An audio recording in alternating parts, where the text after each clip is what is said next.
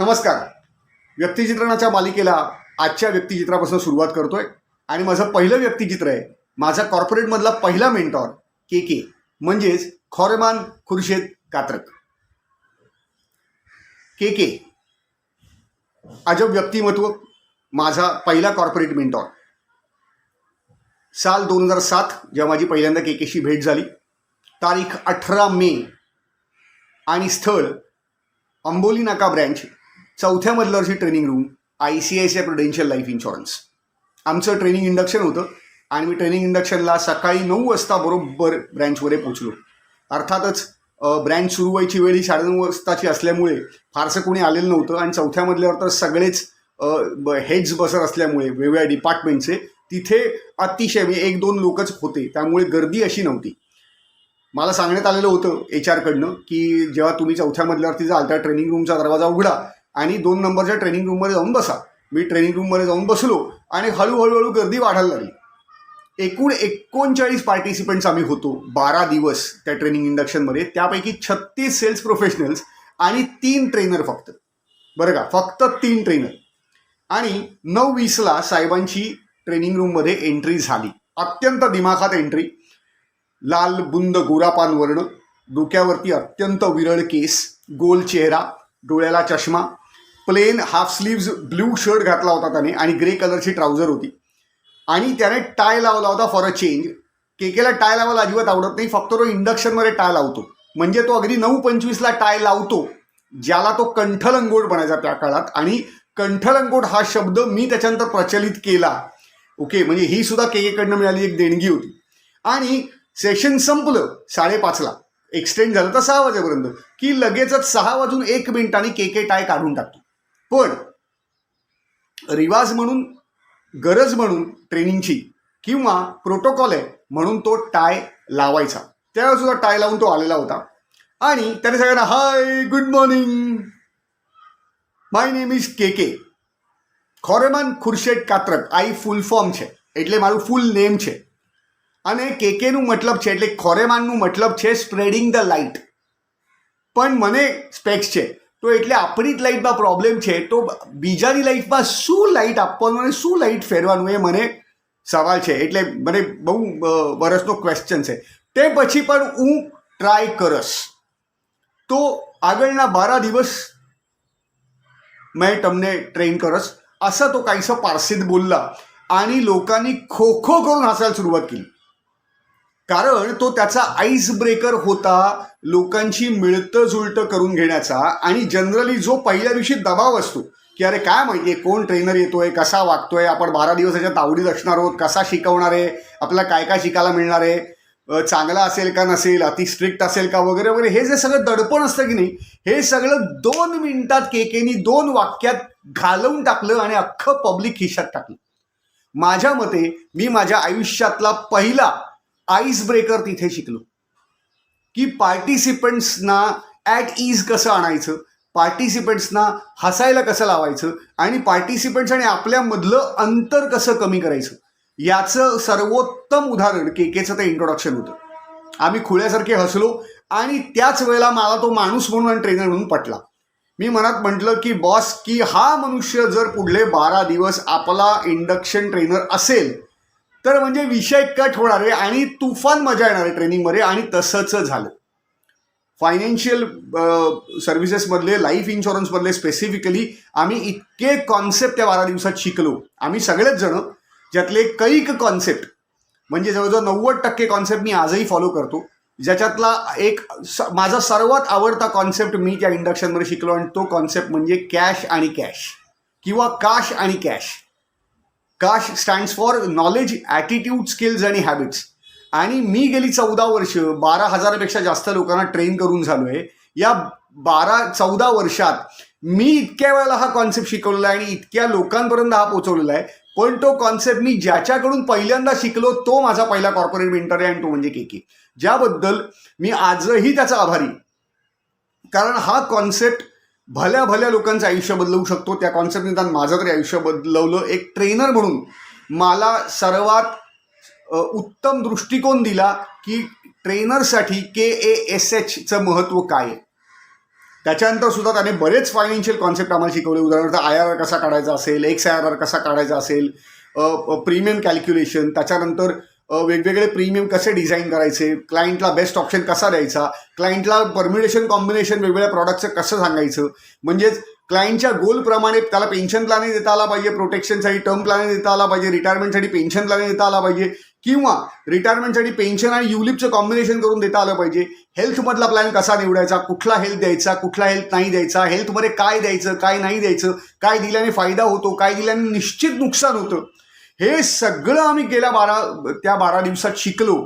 आणि इतके उत्साहाने बाहेर पडलो की आम्हाला असं वाटायला लागलं की आम्ही जग जिंकायला चाललो आणि अक्षरशः असं पाय ठेवलं की आम्ही जग जिंकणार आहोत. आणि आमच्या पुढे जो माणूस येईल तो प्रत्येक मनुष्य झॅप होणार आहे, आम्ही जे बोलतो त्यांनी. आणि अक्षरशः म्हणजे आमच्या पुढे कोणी उभंच राहू शकत नाही. हा आत्मविश्वास ज्या माणसामुळे आला, ज्या माणसाच्या ट्रेनिंगमुळे आला, ती व्यक्ती KK. आणि त्यामुळे तो माझा पहिला मेंटॉर तर आहेच, पण आजपर्यंत जे काही माझे फार जवळचे मित्र आले त्या जवळच्या मित्रांपैकी पण आहे. कारण फक्त माझं आणि KKचं नातं हे मेंटॉर म्हणून राहिलं नाही, तर पुढे जाऊन खूप चांगल्या आणि जवळच्या मैत्रीत सुद्धा त्याचं रूपांतर झालं. आणि ती मैत्री आजही अबाधित आहे, याचा मला प्रचंड आनंद आणि अभिमान दोन्ही आहे. KKकडनं काय नाही शिकलो, आनंदी कसं राहायचं, मिश्किल स्वभाव जात्याच असतो त्या मनुष्य कसा दिसतो दुनियेला, ओके, मिश्किल कसं बोलावं, किंवा असं सरळ बोलता बोलता एक गुगली कशी टाकावी, कसा जोक क्रॅक करावा आणि कसं पब्लिकला हसवावं, पार्टिसिपेंट्सना कसं हातात ठेवावं, आपला प्रभाव कसा शेवटच्या माणसापर्यंत पोचला पाहिजे शब्दाबरोबर, आणि कसं आपल्या ट्रेनिंगमधनं व्हॅल्यू ॲडिशन डिलिव्हर झालं पाहिजे. कारण त्याच्या म्हणण्यानुसार एका ट्रेनरचं पहिलं आणि अत्यंत महत्त्वाचं काम हे ट्रेनिंगमधनं व्हॅल्यू ॲडिशन देणं हे असतं. त्याने आम्हाला 3 ट्रेनरना वेगळं बोलवून सांगितलेलं होतं की बाकीचे तर 36 सेल्स प्रोफेशनल्स आहेत, ते ठीक आहे, त्यांचं काम विकणंच आहे, पण तुमचं काम विकणाऱ्या माणसांना विकायला उद्युक्त करणं आहे. त्यात सेल्स प्रोफेशनल्स म्हणून मॅनेजरसुद्धा असणार आहेत आणि ॲडवायझरसुद्धा असणार आहेत. मॅनेजर्स हे तर पेरोलवर तरी असतात, त्यांना सॅलरी मिळते म्हणून ते प्रेशर घेतात, त्यांना ज्या अवेअरनेस येतो की याच्यातनं आपली काय ग्रोथ होऊ शकते म्हणून ते फोकस करतात, ट्रेनिंगला येऊन बसतात. पण एका फ्रीलान्सिंग व्यक्तीने जो ॲडवायझर म्हणून जॉईन होतो त्यांनी ट्रेनिंगला येणं, ट्रेनिंगमधून व्हॅल्यू ॲडिशन घेऊन जाणं, काहीतरी शिकणं, त्याचा फील्डवर उपयोग करणं आणि परत परत तुमच्या ट्रेनिंगला येणं, याकरता ती व्हॅल्यू ॲडिशन नुसती असून चालत नाही, तर ती इफेक्टिव्हली डिलिव्हर व्हायला लागते. आणि ह्याच्याकरता ट्रेनर हा हसरा लागतो, खेळता लागतो, अत्यंत उत्साही लागतो. सकाळपासून संध्याकाळपर्यंत ट्रेनरच्या उत्साहाने ट्रेनिंग रूम अशी म्हणजे भारलेली असली पाहिजे. तुम्हाला कोणी मनुष्य कधीही भेटला तरी तुम्ही अक्षरशः अरे म्हणजे हा म्हणजे विद्युत लताच असं वाटलं पाहिजे, असं तुम्हाला राहता आलं पाहिजे ट्रेनर म्हणून. हा गुरुमंत्र त्याने आम्हाला तिघांना दिलेला होता. आणि जर तुम्ही व्हॅल्यू ॲडिशन देऊ शकला नाहीत तर फक्त PPT चालवणारे न्यूज रीडर व्हाल आणि तुम्हाला कोणीही ट्रेनर म्हणून मान्य करणार नाही. हा गुरुमंत्र, हा कानमंत्र सुद्धा आम्हाला KKकडनंच मिळाला, ओके. त्यामुळे मी करिश्मा शहा आणि अजून एक कोणतरी होतं, मला तिसऱ्या व्यक्तीचं नाव नाही आठवत आता, पण आम्ही असं 3 ट्रेनर होतो आणि तिघांनी ते फॉलो करायचं ठरवलं. आज करिश्मा आणि ती दुसरी व्यक्ती, म्हणजे ती व्यक्तीच मला आठवत नाही त्यामुळे सांगता नाही येणार, पण करिश्मासुद्धा टचमध्ये नाही सध्या कारण ती भारताबाहेर आहे. पण मी आजही KKनी सांगितलेल्या सगळ्या महत्त्वाच्या गोष्टी फॉलो करतोय. जितक्या छोट्या छोट्या गोष्टीसुद्धा मला फॉलो करता येतात माझ्या जाणीवेप्रमाणे, माझ्या पोटेन्शियलप्रमाणे, माझ्या अबिलिटीप्रमाणे त्या करायचा प्रयत्न करतो. कारण तुम्ही ज्या ग्रेट माणसांच्या सहवासात राहतात त्या ग्रेट माणसं खूप मोठ्या मोठ्या गोष्टी अतिशय सहजपणे करून जातात, पण आपल्याला त्या सगळ्या गोष्टी त्या सहजतेने जमतील असं नसतं. त्यामुळे मी म्हणतोय मी प्रयत्न करतो अजूनही. कारण KKकडनं मिळालेलं अजून एक खूप मोठं मी असं म्हणीन शिकवण मी त्याला म्हणता येईल, rather that is the right word, okay, की perfection is a journey, all right. आणि nobody can be 100% perfect in the entire life, because if you become 100% perfect you will start realising and treating yourself as God, and then you will not believe in God. You will not believe in that power who actually controls the entire universe और world. क्योंकि इंसान ऐसा ही है, खुद कितना भी दरिद्रता के रेखा के नीचे होगा ना, फिर भी जिस दिन उसको ऐसा लगता है मेरे पास मास्टरी आ गया है, तब वो सारी दुनिया को घेलछोड़िया समझता है. आता घेलचोदिया हा खास पारसी शब्द आहे आणि खास पारसी शब्द हे पारसी मुखातून इकडं काय असतं हे पारसी लोकांना भेटल्याशिवाय समजत नाही. रादर त्यांच्या कन्सिस्टंटली संगरीत राहिल्याशिवाय समजत नाही.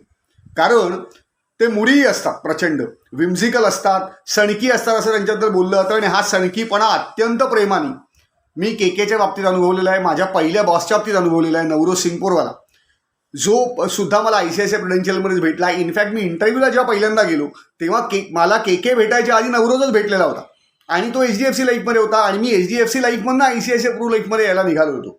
HDFC लाईफमध्ये मी सेल्समध्ये होतो आणि मला रिसेप्शनमध्ये बसलेलो असताना इंटरव्ह्यूसाठी नवरोज भेटल्यानं મિલિન્ડ છે ને અહીંયા શું કરે છે? બોલે કશું જ નહીં, અહીંયા ઇન્ટરવ્યૂ માટે આવેલો છું. હા, ઇન્ટરવ્યૂ માટે શું પોસ્ટ છે? મેં સેલ્સ માટે નહીં, ટ્રેનિંગ માટે. હા, તું સેલ્સ છોડી દો, સેલ્સમાં નથી, તું ટ્રેનિંગમાં આવેલું છે?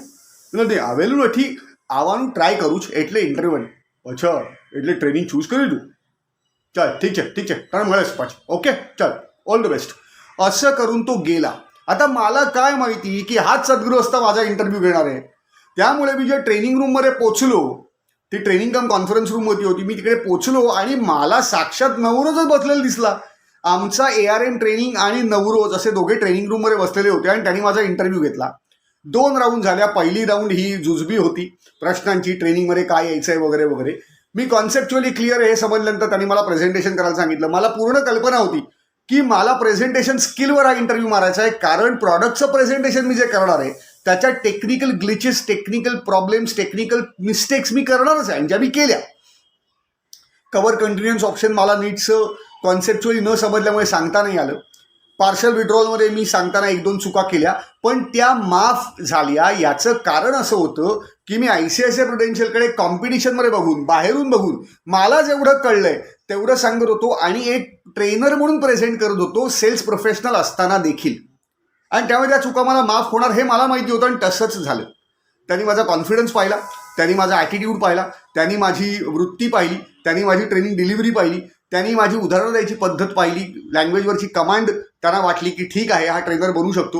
He can speak Hindi, English, Marathi and additionally Gujarati. Of course या दोघांबरोबर राहिल्यानंतर पारसी आणि मला आवड आहे म्हणून उर्दू. पण 3 मुळात मेन भाषा ज्या किमान मुंबईत लागतात एका ट्रेनर करता, कारण पार्टिसिपंट्स हे या 3ही भाषा समजू शकणारे असतात. हिंदी राष्ट्रभाषा असल्यामुळे मराठी आणि इंग्लिश ज्यांना समजत नाही त्यांना हिंदी निश्चित समजतं आणि मुंबईया हिंदी तर समजतं, याला आपण बंबईया हिंदी म्हणतो. आया इच नाही, गाया इच नाही, प्रॉब्लेम इचे वगैरे वगैरे, त्या सॉर्ट ऑफ हिंदी. सो हे बोलू शकतोय, त्यामुळे हा बाबा हा ट्रेनर होऊ शकतो. आणि माझी ट्रेनर म्हणून ICICI प्रुडेन्शियलमध्ये वर्णी लागली. दिवस होता 15 मे आणि 18 मेला मी ट्रेनिंग रूममध्ये पोचलो आणि तिकडे मला माझा हा विठ्ठल याची देही याची डोळा पहिल्यांदा भेटला. 12 दिवस किती मजेत गेले मी सांगू शकत नाही. म्हणजे आम्ही हसून हसून लोटपोट होणं ज्याला म्हणतात ना, आम्ही म्हणजे फक्त पडायचे बाकी असायचो, अशा पद्धतीत आम्हाला हसवलेलं आहे. म्हणजे मैं और दरिद्रता के रेखा के नीचे समझाने का प्रयास करूंगा, वत्स शांती से बैठो, मैं आ रहा हूं. हे जे काही तो बोलायचा ना, म्हणजे आचाट होतं. म्हणजे कोणालाही तो जरी बोलला की बाबा तू जे करतोयस ते मला आवडत नाही, पण तो अशा पद्धतीने सांगायचा की समोरचा हर्ट होण्याच्या ऐवजी त्याला असंच खरं वाटायचं की बरोबर बाबा माझी चूक आहे, मी काहीतरी वेडेचाळे करतोय म्हणून ट्रेनर आपला डिस्टर्ब होतोय आणि आपण अख्ख्या क्लासरूमला डिस्टर्ब करतोय. आणि तो खरोखर सॉरी सर अभि ऐसा नाही करूंगा, असं अक्षरशः अपराधीपणाची भावना मनात आणून असा हात जोडून बिडून लगेच सॉरी वगैरे म्हणायचा. म्हणजे चुका सुद्धा माणसांच्या कशा सहज दाखवायच्या, सहज सांगायच्या, तो मनुष्य हर्ट होणार नाही हे कसं पाहायचं, हे ट्रेनरला जे सगळं पाहावं लागतं. आणि सतत हस्तखेळतं वातावरण कसं ठेवायचं, कसं उत्साही राहायचं आणि कसा आपला उत्साह हा लोकांवर ट्रान्सफर करायचा, हे मी ज्या व्यक्तीकडनं पहिल्यांदा शिकलो ना आणि आजही शिकतो, तो केके. म्हणजे गेल्या 14 वर्षांची आमची मैत्री आहे. आजही आम्ही अव्याहतपणे फोनवरती, व्हॉट्सॲपवरती बोलतो. तो फेसबुकवर सुद्धा आहे. आमचं फोनवरचं बोलणं सुद्धा बऱ्याच वेळेला अर्धा तास, पाऊण तास, 1 तास, 2 तास सुद्धा चालतं. कितीतरी मुद्दे आम्ही बोलतो त्याच्यावरती.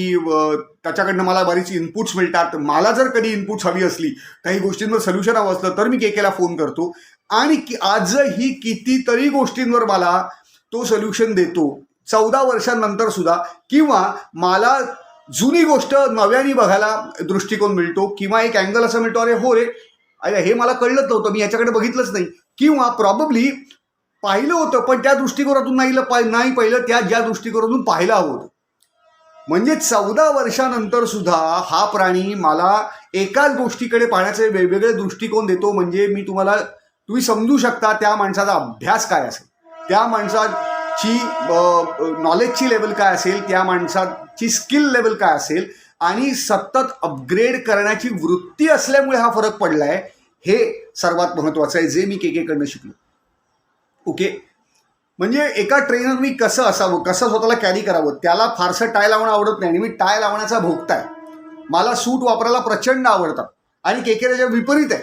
पण तो ट्रेनिंग प्रोटोकॉल म्हणून ज्या पद्धतीने सूट वापरायचा, ज्या पद्धतीने नेकटाय वापरायचा, ज्या पद्धतीने प्लेन शर्ट्स वापरायचा, त्याच्यातनं इतकं शिकलोय मी की मी ते आजही फॉलो करतो, आणि ते फॉलो करण्यासारखं आहे कोणीही. Over a period of time आमची चांगली मैत्री झाली. आम्ही त्या 12 दिवसातच मला हेही कळलं की केकेचा ICICI प्रुडेन्शियलमध्ये फॅन क्लब आहे. म्हणजे त्या काळात केकेनी एक इंडक्शन स्पेशलिस्ट म्हणून ओळख तर निर्माण केली होतीच, पण केकेनी तोपर्यंत म्हणजे 2000 मला वाटतं 3ला त्यांनी ट्रेनिंग सुरू केलं, आणि 2003 ते 2007 केकेनी जवळजवळ 5 ते 6 हजार लोकांना ट्रेन केलं होतं फक्त ICICI प्रुडेन्शियलमध्ये. मग यात तुमचे सेल्स मॅनेजर आले, यात तुमचे ॲडवायझर आले, यात तुमचे ब्रँच मॅनेजर आले, काही वेळेला तर रिजनल मॅनेजर सुद्धा. म्हणजे ट्रेनिंग प्रोटोकॉल कसे पाळायचं तुम्हाला एक उदाहरण देतो. एका ट्रेनिंगला मी अंबोलीलाच गेलेलो होतो. माझी ट्रेनिंग 1 नंबरच्या ट्रेनिंग रूममध्ये चालू होती, आणि केके नवीन लोकांचे इंडक्शन घेत होता 2 नंबरच्या ट्रेनिंग रूममध्ये. एक सेल्सचा ARM नवीन जॉईन झाला होता. ARM म्हणजे असोसिएट रिजनल मॅनेजर. तर त्याने काही कारणास्तव सुट्टी घेतली, आणि त्याने केकेला कळवलं नाही. त्याने त्याच्या फक्त बॉसला कळवलं. बॉसनी काही तो सुद्धा अंबोली ब्रँचमध्ये बसायचा, आणि त्याने काही येऊन केकेला खाली सांगितलं नाही. 2 दिवस, दुसऱ्या दिवशी पण तो आला नाही. तो बाहेरून ट्रान्सफर होऊन आलेला होता, मुंबईच्या बाहेरून, आणि तो तिसऱ्या दिवशी आला. त्याने टकटक केलं, आणि केके म्हणला, हो येस सर.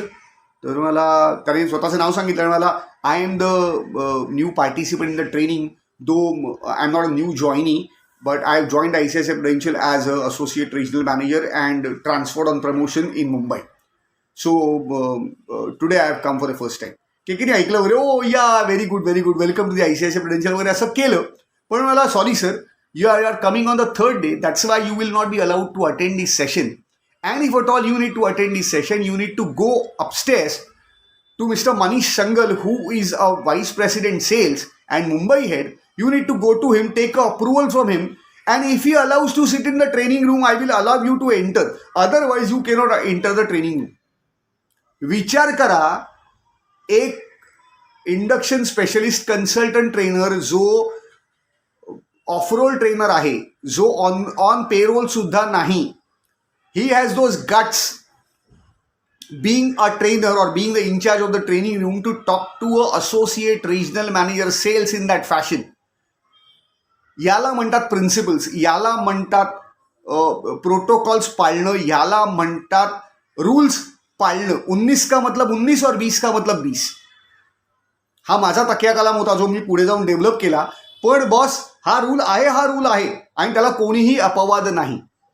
खरं सांगतो तुम्हाला, त्याच्या पुढचा किस्सा, तो ARM अक्षरशः तडतडत बाहेर गेला. त्याच्या पहिल्यांदा बॉसला फोन केला, कारण अर्थात मनीष संगलला भेटण्याचा काही संबंधच नव्हता, कारण तो त्या बॉसचा बॉस होता. म्हणजे विषयच संपला.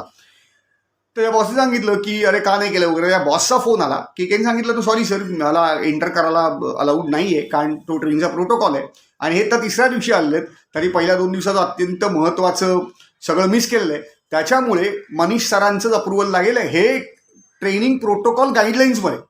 त्यामुळे I will follow the SOP. I would request you to follow the SOP as well. As simple is that. त्या झोनल हेडकडे काही, म्हणजे कारण ARMचा बॉस झोनल हेड, त्या झोनल हेडला पण काही कळेन असं झालं. मी त्याला मुळात घामच फुटला होता की यायला आता करायचं काय, कारण स्ट्रेट मनीष संगलशी बोलायला लागणार आहे. तुम्हाला ठीक आहे, आता मी यात काय पडणार नाही, केकेने जसं सांगितलं तसं कर. तो ARM गेला मनीष संगलकडे. मनीष संगलना त्यांनी सांगितलं. 2 मिनिटात मनीष संगलना कळलं की हा मनुष्य इकडे आलाय, ट्रेनिंग कोण घेतोय. त्याला केके ट्रेनिंग लेत आहे क्या? हां. आता मनीष संगलने असं खुद्द विचारल्यानंतर केके ट्रेनिंग घेतो मला, हाँ येस, कोई ऐसा ही मेरे को नाम लगता है क्योंकि मुझे भी नाम याद नहीं, केके ही होगा. बॉल्ड है ना और चश्मा लगा रहा है. म्हटलं बरोबर है, वो सर वैसा ही है, बॉल्ड है, चश्मा लगा था, थोड़ा सा मोटा है. यस ओके फैंटास्टिक, बराबर है, उसने जो किया सही है. तुम तीसरे दिन क्यों आए ये मुझे मेल पे शाम तक जस्टिफिकेशन देना और फिलहाल के लिए ट्रेनिंग में बैठ जाना. और जरा भी ऐसा कुछ मत करना जिससे केके तुमको ट्रेनिंग रूम से वापस बाहर निकाले, क्योंकि अगर उसने बाहर निकाल दिया तो मैं भी अलाउ नहीं कर सकूँ. सेल्स व्हीपी हे एखाद्या ट्रेनर बद्दल हे म्हणू शकतो जो ऑफरोल ट्रेनर आहे. म्हणजे तुम्ही समजू शकता त्या माणसाबद्दल रिस्पेक्ट काय असेल, त्या माणसाचा दरारा काय असेल. हा मनुष्य जे करतोय ते योग्य आहे आणि नियम हे पाळलेच गेले पाहिजेत आणि ते नियम प्रत्येकाला सारखे असले पाहिजेत. ही प्रोसेस बसवणं आणि ती तंतोतंत पाळणं दोन वेगळ्या गोष्टीच आहे.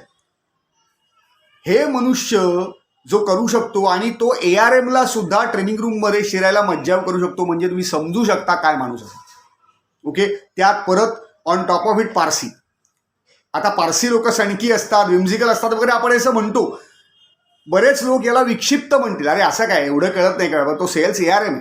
पण मी याला विक्षिप्तपणा नाही म्हणणार, याला मी नियमांवर बोट ठेवून चालणारा अतिशय सुयोग्य ट्रेनर म्हणेन. कारण प्रिन्सिपल आणि प्रोटोकॉल हे फॉलो केलेच गेले पाहिजेत, कारण ते संकेत आहेत. आणि मी गेले कित्येक वर्ष लेखांमधनं हे सांगतोय, सेशन्समधनं हे सांगतोय की संकेत हे पाळण्याकरता असतात आणि ते पाळले तर फक्त आपलं भलंच होतं. जे मी केकेकडनं शिकलो त्यावेळेला, जे मी आजही पाळतोय आणि माझं खरंच सांगतो साहेब एकदाही नुकसान झालेलं नाही.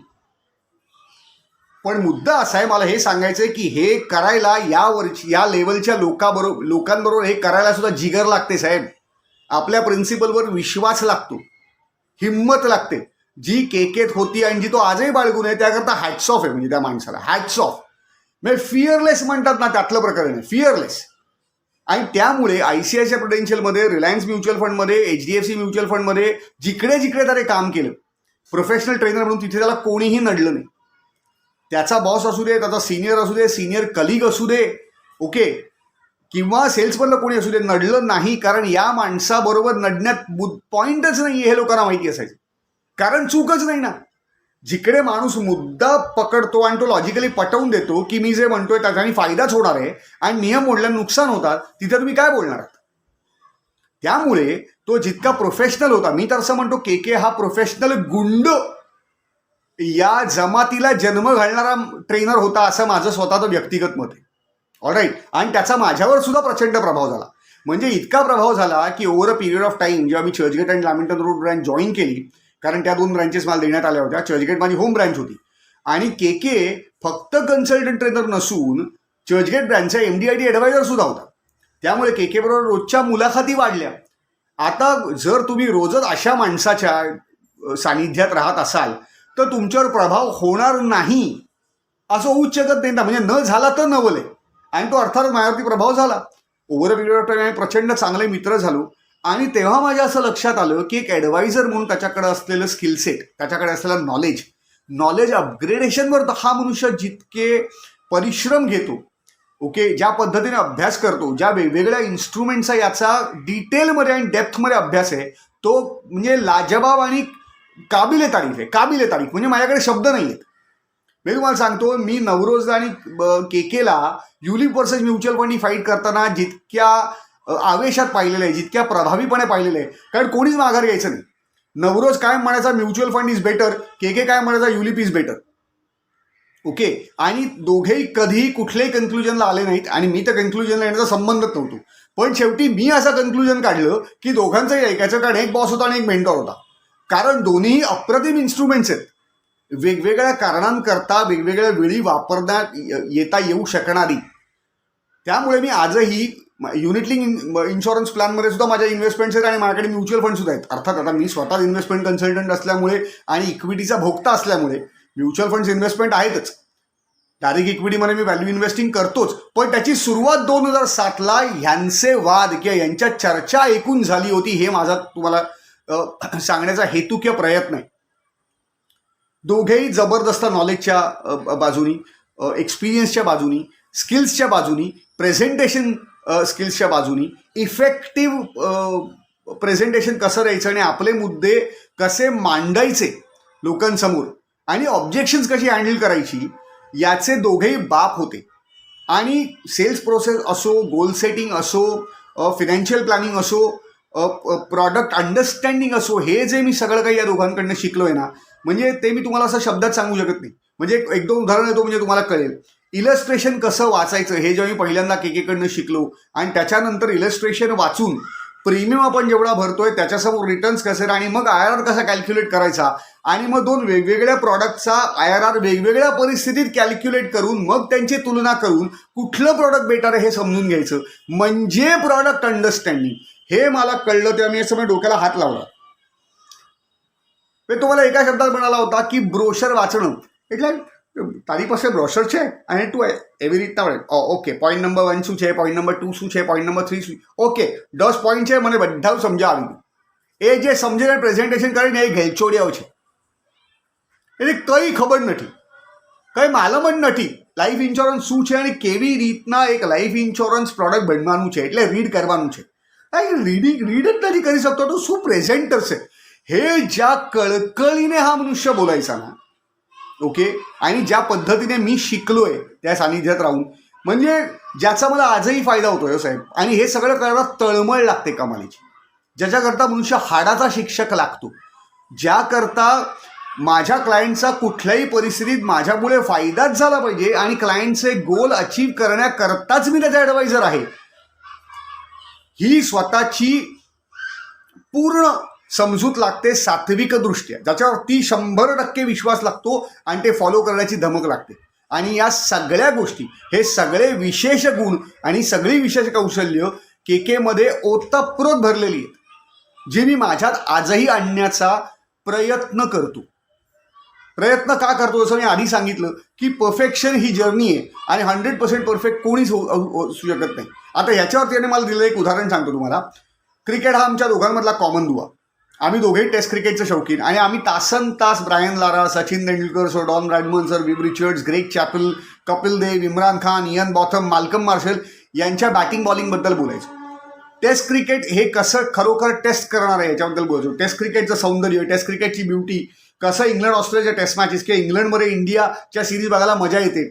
आधीचं बेन्झन जिस्क वर्ल्ड चॅम्पियनशिप जी आपण 1985 साली जिंकली होती, Ravi Shastri champion of the champions, त्यानंतर जावेद मियांदाची 6, सचिन तेंडुलकरच्या शारजामधल्या 2 इनिंग आम्ही ज्या चवीने डिस्कस करायचो, म्हणजे कधी चहाच्या टपरीवर, कधी ट्रेनिंग रूममध्ये, कधी संध्याकाळी ब्रँचमधनं बाहेर पडताना, कधी चर्चगेट स्टेशनला येताना, हजारो वेळा या डिस्कस केलेल्या आहेत फायनान्शियल सर्व्हिसेस शिवाय. ओके, आणि ज्या तळमळीने, ज्या आवडीने, जे असे वेगवेगळे हातवारे करून ते जोयू सचिनने सो बाउंड्री, એટલે straight bat coming down like a rocket man, high elbow, still head, and the bat is meeting the ball right below the eyes. શું રમેશ બાવા તે જોયું? શું રમેશ? એટલે મને લાગે જ ને કે કાલે જે બેટિંગ કરીને એ વિવ રિચર્ડ્સ અને સુનિલ ગાવસ્કર, દે વેર અ મિક્સચર ઓફ ઇટ. हे पारसी मुखातून चहाच्या टपरीवरती हातात चहा घेऊन आपल्या आवडत्या माणसाकडनं ऐकणं म्हणजे काय आहे हे तुम्ही तिथे प्रत्यक्ष उभं राहिल्याशिवाय अनुभवू शकत नाही. कारण मी जे सांगतोय याच्यातनं सुद्धा ती अनुभूती मिळणार नाही, जे मी अनुभवलेलं आहे आणि अनुभवतोय गेली 14 वर्ष. तर ह्याच्यातला एक किस्सा असा घडला की त्यांनी मला सांगितलं की तને ખબર છે ડોન બ્રેડમન લાસ્ટ ઇનિંગમાં 0 ઉપર આઉટ થયેલો. હા, ઓફકોર્સ મને ખબર છે બ્રેડમન 0 ઉપર આઉટ થયો, એટલે એ 4 રન કરતો ને 4 તો 60,000 રન કમ્પ્લીટ થયા હોત અને એનું બેટિંગ એવરેજ શું હોત? 100%. એટલે 100નું બેટિંગ એવરેજ પર ઇનિંગ. દીકરા જોક છે શું? 100? nobody could achieve that, bhava, and nobody can ever achieve it. But still he got out on 0. From whom? Eric Hollis. But bloody the entire world did not know him, who the Eric Hollis was, and after getting the Bradman out, he was world famous. That is destiny, bhava.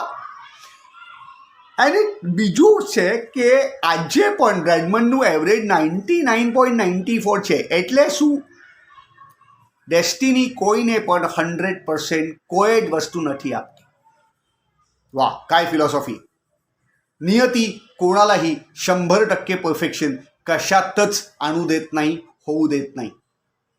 कारण जर हे perfection आलं तर केकेच्या मते माणसं झरतृष्टाला, श्रीकृष्णाला, अल्लाला, साईंना, गुरु गोविंद सिंगांना, गुरु नानकांना किंवा कुठल्याही परमेश्वराला किंवा त्या शक्तीला मान्य बंद करतील. ओके, कारण माणूस ही जमातच अशी आहे की एखाद्या गोष्टीची मास्टरी आली की आपल्या डोक्यात इतका माज शिरतो की माझ्यासारखा दुसरा कोणीच नाही आणि ही गोष्ट मी ज्या सातत्याने करतो, ज्या प्रावीण्याने करतो, ज्या निपुणतेने करतो, माझ्यासारखा कोणी जन्मालाच नव्हता आणि जन्मणार पण नाही. म्हणजे आपण बाप आहे, म्हणजे विषयच कटे, आपल्या पुढे कोणीच नाही. आणि हे होऊ नये म्हणूनच 99.94. काय फिलॉसॉफी आहे बघा. एक छोटंसं उदाहरण, अशा विषयातनं जो विषय मला भावतो, जो मला आवडतो, जो मला पटतो, जो मला रुचतो, जो मला ऐकायला, बोलायला, बघायला आवडतो, त्या विषयातून एका छोट्या उदाहरणातनं एवढी मोठी फिलॉसॉफी सांगायची की बेटा follow the process and the result will कम. हे त्याचं अतिशय नेहमीचं वाक्य होतं. तो आजही हे वाक्य वापरतो. हा त्याचा तकिया कलाम आहे. जसा माझा तकिया कलाम बऱ्याच वेळेला विषय कट आहे किंवा 19 का मतलब 19, 20 का मतलब 20 आहे. ओके, म्हणजे काय विषय आहे का असं वगैरे, तसा त्याचा होता. ओके, की follow the process and the result will come. You need to actually look towards the input matrix and the output will come. Don't think about the output. पण हे ज्या उदाहरणात समजावून दिलंय की इनपुटमध्ये परफेक्शन आलं तर आउटपुट तुला हवं ते मिळू शकतं, पण तरीही इनपुट टाकताना परफेक्शनची पातळी ही 99.94 आहे बाळा. 100% ती पातळी येऊ शकत नाही. नियती 100% कोणालाही होऊ देत नाही. वा, क्या बात आहे. म्हणजे मी जे म्हणालो की एका ट्रेनरसाठी व्हॅल्यू ॲडिशन म्हणजे काय, तर हे व्हॅल्यू ॲडिशन आहे.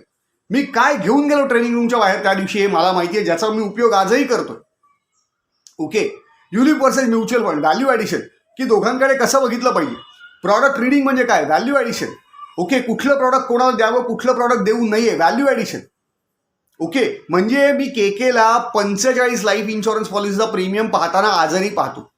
माझ्या पाहण्यातला एकमेव प्राणी ज्याच्याकडे 45 लाईफ इन्शुरन्स पॉलिसीज आहेत आणि त्या सगळ्या चालू आहेत.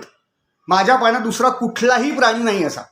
पण त्याच्याकडे पाहण्याचा वेगळा दृष्टिकोन आहे जो 100% लोकांना कळणंच कठीण आहे, तर फॉलो काय करणं.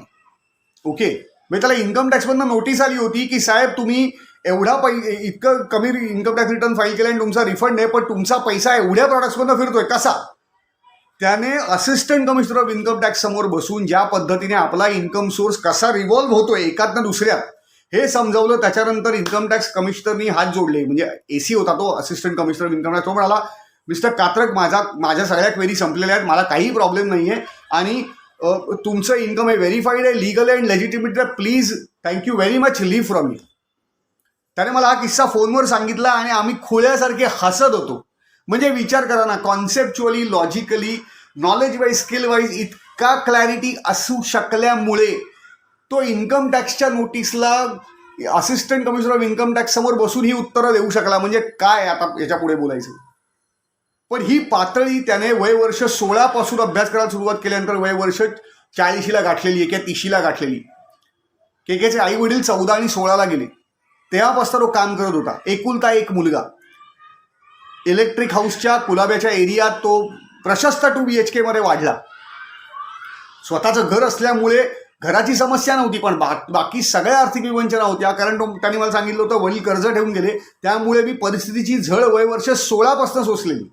आणि त्यामुळे पैसा कमवायला जितके कष्ट लागतात त्याच्यापेक्षाही पैसे इन्व्हेस्ट करायला कष्ट लागतात हे मला समजलेलं होतं. आणि म्हणून 45 लाईफ इन्शुरन्स पॉलिसी ज्या मी नसलो तर माझ्या बायको मुलांसाठी उपयोगी पडणार आहेत. बरं, असं नाही आहे, टर्म प्लॅन सुद्धा आहे 3-4 कोटींचा. म्हणजे असंही नाही की बाबा फक्त 45 लाईफ इन्शुरन्स पॉलिसी आहेत किंवा युलिप आहेत किंवा म्युच्युअल फंड्स आहे. PPF पण आहे, पेन्शन प्लॅन्स पण आहेत, त्याच्याशिवाय टर्म प्लॅन आहे, हेल्थ प्लॅन ॲडिक्वेट आहे. म्हणजे 50 लाखाचं फक्त नवरा बायको आणि एक मुलगा असलेलं कव्हर घेतलेला एकमेव माझ्या पाहण्यातला प्राणी केके. 45 ट्रेडिशनल लाईफ इन्शुरन्स घेऊन ते सगळे प्रीमियम भरणारा आणि 14 वर्षाने सुरू असताना एकमेव प्राणी केके. दरवर्षी 1 जानेवारीला फर्स्ट क्लासचा मुंबईच्या 3 लाईन्सचा पास काढणारा एकमेव माणूस केके. वर्षाचा पास काढतो तो, वर्षाचा फर्स्ट क्लासचा पास गेली कैक वर्ष तो 1 जानेवारीला काढतोय. असा प्राणी माझ्या पाहण्यात नाही आणि कधी असेल असं मला वाटत नाही. 3 लाईनचा पास 1 जानेवारीला वर्षाचा, ऐकलंय का कधी कोणाला? पण मी ऐकलेलं आहे. मी बघितलेलं आहे, ऐकलेलं नाही, मी बघितलेलं आहे. फर्स्ट क्लासचा पास आहे, ते पण असं नाही सेकंड क्लासचा पास आहे, तिन्ही लाईनचा. बरं, पहिल्या स्टेशनपासून शेवटच्या स्टेशनपर्यंत एकमेव प्राणी के. ओके.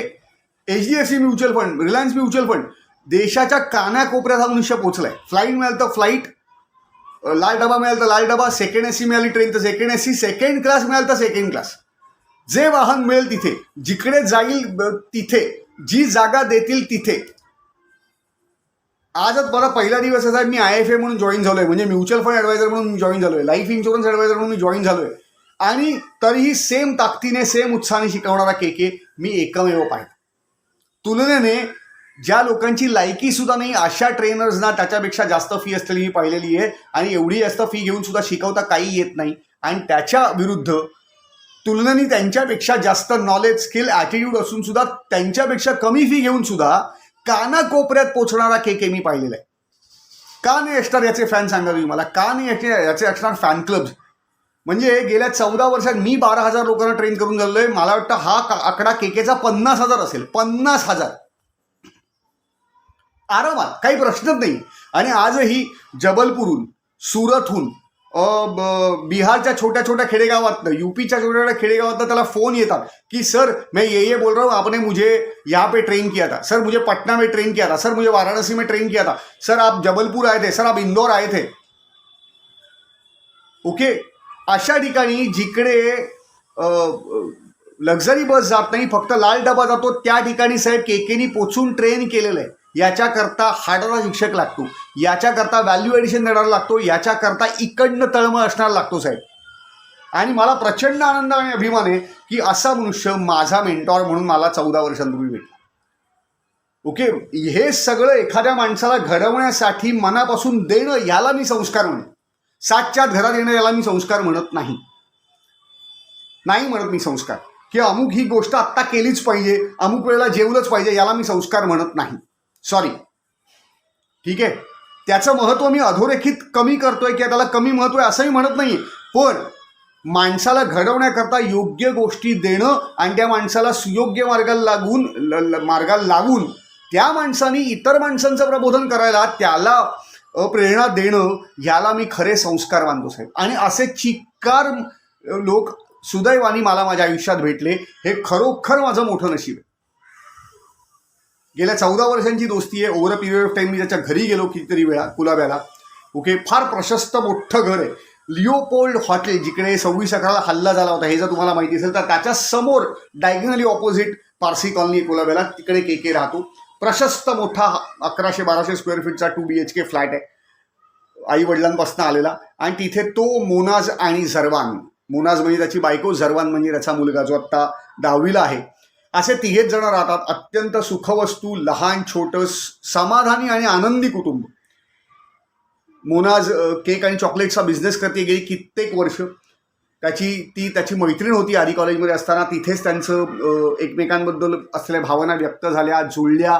आणि खरोखर अफेअर होण्यापेक्षाही पहिल्याच भेटीत त्यांनी काहीतरी स्वतःला हो म्हटलं, असं काहीतरी आहे. आणि के आजही असं म्हणतो की मला जी पहिली मुलगी आवडली ना, तिच्याशी माझं लग्न झालं, याचा मला प्रचंड अभिमान आहे आणि आनंद आहे. आणि ती सुद्धा तितक्याच ताकदीने आज केला सपोर्ट करते गेली कितीतरी वर्ष. आज झरवान 10वीत गेलेला आहे. पण ज्या पद्धतीने के आणि त्याच्यातलं नातं आहे, हे म्हणजे बाप मुलाचं नातं नसून मित्रांचं नातं आहे. Over a period of time केला ज्या गोष्टी झरवानला द्यायच्या आहेत त्या तो देतोच. म्हणजे फॅसिलिटीजमध्ये कुठलीही कमतरता नाही. वर्षातनं 2दा तो त्यांना बाहेर फिरायला घेऊन जातो. 5 स्टार हॉटेलमध्ये ते राहतात, किंवा कमीत कमी 3 स्टार हॉटेलमध्ये राहतात. ओके.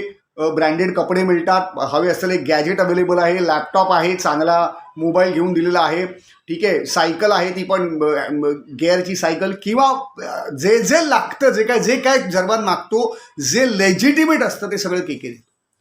लेजिटिमेट हा शब्द अत्यंत महत्त्वाचा आहे, जो त्याने काळजीपूर्वक वापरला होता माझ्याशी बोलताना. मला बोलला, आजच्या घडीला हेच लोकांना कळत नाहीये की मुलांनी मागितलेल्या सगळ्या सुखसुविधा आईवडील उभ्या करतात, पण त्यामुळे मुलांना कष्टाचं आणि पैशाचं महत्त्व कळत नाही. ओके. मुलांना एवढंच कळतं की मी मागितलं की मला मिळतं, त्याच्यामुळे मुलं हट्टी होतात. आणि त्याच्यातनंच over a period of time मुलं उधळी सुद्धा होतात.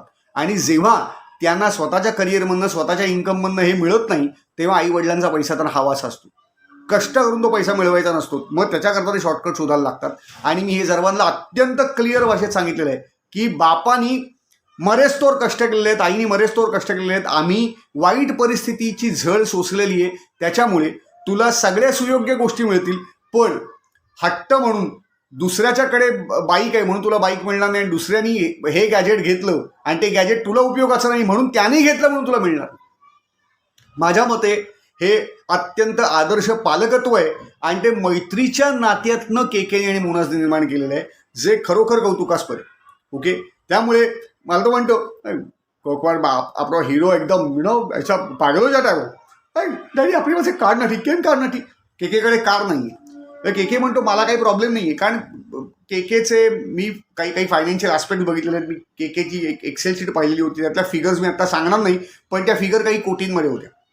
40-42 वर्षी आजपासून साधारणपणे गेल्या 4 वर्षापूर्वी मी या बघितलेल्या फिगर्स आहेत आणि त्या फिगर मी ज्या पद्धतीने बघितल्या, आय एम शुअर होतो, जे त्याने मला सांगितलेलं होतं की मिलिंद वयवर्ष 50ला माझ्या 50व्या वाढदिवसाला म्हणजे 10 मार्च 2025ला केके त्याच्या जन्मवेळेला म्हणजे 8:55 रिटायर असेल आणि माझा रिटायरमेंट कॉर्पस एवढा असेल.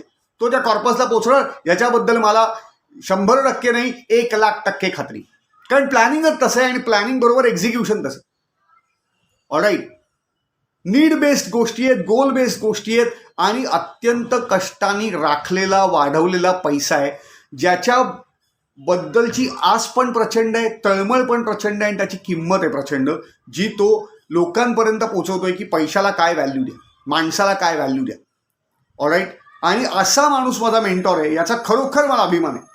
तर त्यामुळे म्हणजे केके बरोबर घालवलेले कितीतरी मजेचे क्षण आहेत.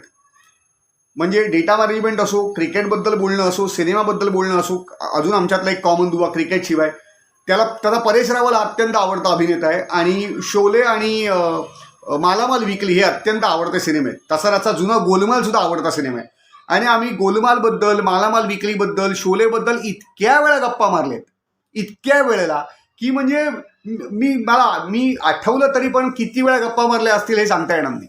परत तेच, पण कायम प्रत्येक वेळेला फ्रेश, प्रत्येक वेळा हसत, कारण मी या माणसाच्या चेहऱ्यावरती दुःख पाहिलंच नाही, मी या माणसाला थोबाड वाकडं करून पाहिलंच नाही, 2.5 इंच असताना पाहिलंच नाही, सुरकुतलेला चेहरा पाहिलाच नाही, उत्साहाचा खळाळता झारा, म्हणजे सकाळी 9 वाजता जसा तुम्हाला केके भेटेल ब्रँचमध्ये किंवा कुठेही बाहेर, तसाच तो रात्री 9ला असेल. पण स्वयंशिस्त अफलातून, डेडिकेशन अफलातून, नॉलेज, स्किल, ॲटिट्यूड, जगण्याबद्दलचा एकंदर पॉझिटिव्ह दृष्टिकोन, ॲक्सेप्टन्स, चॅलेंज घेण्याची वृत्ती अफलातून. म्हणजे जेव्हा ICICI प्रो लाईफमधल्या आमच्या ARM ट्रेनिंग बरोबर त्याचा वाद झाला होता तात्विकदृष्ट्या, तेव्हा त्या माणसाने खुन्नसनी 2008 आणि 2009ला बॅक टू बॅक 6 महिन्यात 2दा MDRT केलं होतं. 6 महिन्यात 2दा MDRT.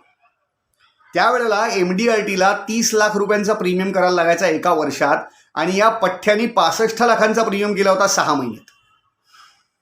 तो म्हणाला मी काही बोलणार नाही, आता माझे नंबर्स बोलतील. चर्चगेट ब्रँच सोडून द्या, कारण चर्चगेट ब्रँचचा तो ॲडवायझर होता. चर्चगेटचे मी ट्रेनर म्हणून म्हणा, प्रवीण प्रधान ब्रँच मॅनेजर म्हणून म्हणा, त्याचा मॅनेजर सत्यजित सावंत म्हणा, नाही अख्खी ICICI प्रुडेन्शियल केकेच्या बाजूने उभी होती. आणि त्याच्यानंतर केकेने चमत्कार दाखवला होता, ते म्हणजे ICICI प्रुडेन्शियलच्या HOमध्ये प्रभादेवीच्या ऑडीमध्ये त्याने घेतलेलं टॅक्सेशन स्पेशल सेशन कोणाकरता माहिती आहे? 200 MDRT ॲडवायझर करता.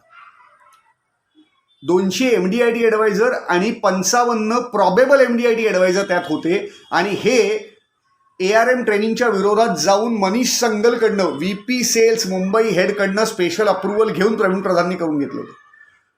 असं नंतर आम्हाला कळलं की जर काही झालं तर मला सांगा, कोण अडवतो केकेला सेशन घेण्यापासून तर मी बघतो. कारण स्वतः मनीष संगल सुद्धा केकेच्या ट्रेनिंगचे भोगते होते, भक्त होते. जर मुंबई हेड सेल्स केकेचा भक्त असू शकतो तर त्याच्या पुढे काय बोलायचं तुम्ही मला सांगा. पण हे भक्त का झालेत लोक? तर त्या तळमळीमुळे झालेत, त्या नॉलेज ॲस्पिरेशनमुळे झालेत, ते नॉलेज इफेक्टिव्हली देण्याच्या स्किलमुळे झालेत, लोकांपर्यंत ती पोचण्याची जी आस्था आहे त्याच्यामुळे झालेले आहेत. आणि म्हणूनच या माणसाला हॅट्स ऑफ. मला अजूनही आठवतं, मी नवरोज आमची अख्खी 20 जणांची Mumbai training team, ARN training team एक कोपऱ्यात, इथे समीर जोशी, मनीष संगल हे हेड्स, ओके, त्यांच्याबरोबर ब्रँच मॅनेजर्स हे सगळे उभे होते आणि 2 तास कल्ला केला होता, कल्ला प्रवरेवीच्या ऑडिट. म्हणजे पब्लिक हसून हसून पोट धरून बेजार. टॅक्सेशनचं सेशन इतकं एंटरटेनिंग असू शकतं हे मी त्याच्या आधी आणि त्याच्यानंतर कधीही अनुभवलेलं नाही. केकेचं सेशन म्हणजे एंटरटेनमेंट एवढंच मला माहिती आहे. आणि निखळ आनंद, फक्त आनंद नाही तर जाताना त्याच्यानंतर मनुष्य शिकूनच गेला पाहिजे, शिकूनच गेला पाहिजे साहेब. हे मी पाहिलेलं आहे आणि त्याच्यामुळे केके खास आहे, केके स्पेशल आहे. आणि हे मी सगळं 1-2 वर्ष नाही, म्हणजे 2 वर्ष तर मी ICICI प्रुडेन्शियलमध्ये असताना अनुभवलं, पण मागची 14 वर्ष अनुभवतोय, 14 वर्ष. आणि हा थोडा काळ नसतो, ओके. त्यामुळे म्हणजे हा माणूस ग्रेट का आहे याचीही काही छोटी कारणं आहेत, पण इतका ग्रेट असून सुद्धा अत्यंत साधा माणूस आहे, डाऊन टू अर्थ प्रोफेशनल आहे, अतिशय उत्तम ॲडवायझर आहे आणि अतिशय चांगला दुसऱ्याचं हित जपणारा आणि त्याला काहीतरी वाटतं म्हणून तळमळीने सांगणारा एक सच्चा मित्रसुद्धा आहे.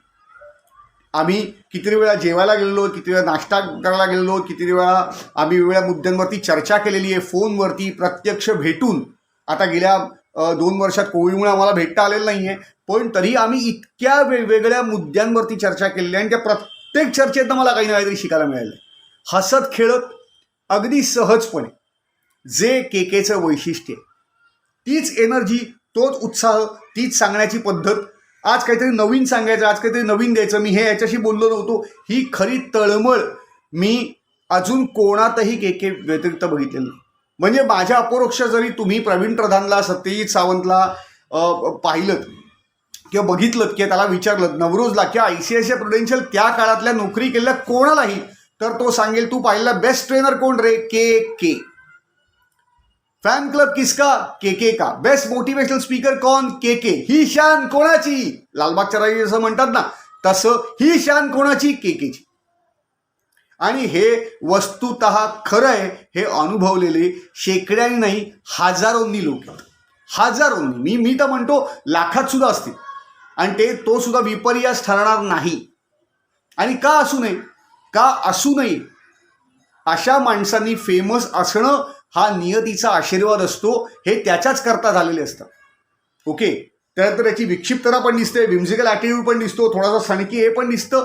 पण पारसी म्हणून तो बेनिफिट ऑफ डाऊट मी त्याला नेहमीच देतो. आणि जसं मी कायम म्हणतो आणि हे याच्यावरती माझा पूर्ण विश्वास आहे की ग्रेट माणसंच विक्षिप्त असतात, ओके. पण तात्विक शब्दात सुद्धा जेव्हा ग्रेट माणसं बोलायला लागतात, प्रोसेस फॉलो करायला म्हणून बोलायला लागतात, इमानदारी जेव्हा जास्त दिसायला लागते, ओके, तेव्हा सुद्धा आजच्या दुनियेत ती माणसं विक्षिप्तच ठरतात. प्रोसेस फॉलो करणारी माणसं विक्षिप्तच ठरतात, नियमांवर बोट ठेवणारी माणसं विक्षिप्तच ठरतात. पण खरोखर ती विक्षिप्त असतात का, हा वादाचा मुद्दा ठरू शकेल. हा विचार प्रत्येकाने करायचा. पण ज्या वेगवेगळ्या अँगलमधनं मला केके दिसला, त्यात मला फक्त इमानदार, तळमळ असलेली व्यक्ती, ट्रेनर आणि एक सच्चा ॲडवायझर दिसला. म्हणजे तुम्हाला सांगतो, एक वेळ असा आला होता की जेव्हा माझ्यावरती त्याचा इतका प्रभाव होता की माझ्या डिलिव्हरी स्टाईल सुद्धा केकेसारखे व्हायला लागले होते, माझ्या ॲक्शन्स पण केकेसारखे व्हायच्या, मी तसाच बोलायला लागलो होतो. आणि तेव्हा त्यांनी मला एक प्रेमळ सल्ला दिला की मिलिंद, मी मागे बसलो होतो, मी तुझं ट्रेनिंग बघितलं आणि मला असं बरंचसं जाणवलं की मला मिलिंदकडे न दिसता केकेच दिसतोय. ऑलराईट, तुला फार बरं वाटेल जर तुझी माझ्याशी तुलना होईल, कारण तुझं माझ्यावरती प्रेम आहे, आपली मैत्री आहे, तू मला मेंटॉर वगैरे मानतोस. पण एक लक्षात ठेव, तुला ट्रेनिंग रूममध्ये स्वतःची ओळख निर्माण करता आली पाहिजे आणि हाच तुझा गोल असला पाहिजे. कोण सांगतो असं की तू माझ्या प्रभावातनं प्रभावाखाली राहू नकोस, प्रभावापेक्षा वेगळं काहीतरी कर, माझ्या प्रभावातून बाहेर पडून स्वतःची वेगळी ओळख निर्माण कर. आणि ती स्वतंत्र ओळख एका प्रोफेशनल करता असणं अत्यंत महत्त्वाचं आहे. प्रभाव असू दे, प्रभाव असतोच आणि तो असलाच पाहिजे, पण तो जळीस्थळी काष्ठी पाषाणी जर दिसायला लागला तुझ्या बोलण्यातनं, हातवाऱ्यातनं, उदाहरणं देण्यातनं, म्हणजे साधं व्यक्त होण्यातनं सुद्धा तर केके दिसायला लागला लोकांना, तर मिलिंदकडे कसा दिसणार? हे तळमळ असल्याशिवाय, आस्था असल्याशिवाय, आपुलकी असल्याशिवाय मनापासून कुणी व्यक्ती सांगत नाही साहेब. आणि आजच्या दुनियेत तर प्रश्नच येत नाही. त्यानंतर मी माझी डिलिव्हरी स्टाईल बदलली, एक्सपेरिमेंट्स केले, माझी स्वतःची उदाहरणं शोधून काढली. उदाहरणं आता वेगळी होती, पण सांगण्याची पद्धत केकेसारखी असायची. आणि मग त्याच्यानंतर माझे जे छंद आहेत, क्रिकेटचा छंद, सिनेमाचा छंद, नाटकाचा छंद, गाण्याचा छंद, याच्यातली उदाहरणं हुडकून मी द्यायला लागलो, जी चपखलपणे त्या प्रसंगाला केस स्टडीजना कशी बसतीले पाहायला लागलो आणि मग लोकांना ते आवडायला. आज गेली 14 वर्ष मी जे काही लोकांना ट्रेन केलं आहे, ज्या काही 12,000 लोकांपर्यंत पोहोचलेलो आहे, ओके, त्यात केकेचा प्रभाव आहेच, यात काही वादच नाही. केकेचा वरदहस्त आहेत, काही वादच नाही. केकेकडनंच मिळालेली प्रेरणा आहे. पण माझी स्वतंत्र ओळख मी निर्माण करू शकलो, ह्याला सुद्धा कारणीभूत केके. आणि म्हणून मी या माझ्या पहिल्या मेंटरचा शतशः आजन्म ऋणी. पहिल्या 10 व्यक्तिचित्रांमध्ये केके पहिला नंबर का असावं, याला कारण तेच होतं. कारण मला माझ्या कॉर्पोरेट मेंटॉरला खऱ्या अर्थाने काय त्याला म्हणता येईल, एक रिगार्ड्स द्यायचे होते, की खऱ्या अर्थाने माझ्या मनात त्याच्याबद्दल किती प्रेमभाव आणि आदरभाव आहे हे व्यक्त करायचं होतं. आणि मला असं वाटलं त्याकरता व्यक्तिचित्रण हे सर्वात सुंदर माध्यम असेल. आणि म्हणूनच व्यक्तिचित्रणाची सुरुवात मी केकेपासून केली. I just hope Khoreman Khurshed Katrak spreading the light and will always be उर्फ केके उर्फ माझा पहिला कॉर्पोरेट मेंटॉर तुम्हाला आवडला असेल. याबद्दलचे तुमचे विचार, तुमची मतं जरूर कळवा. पुढच्या व्यक्तिचित्रात लवकरच भेटू. तोपर्यंत काळजी घ्या. धन्यवाद.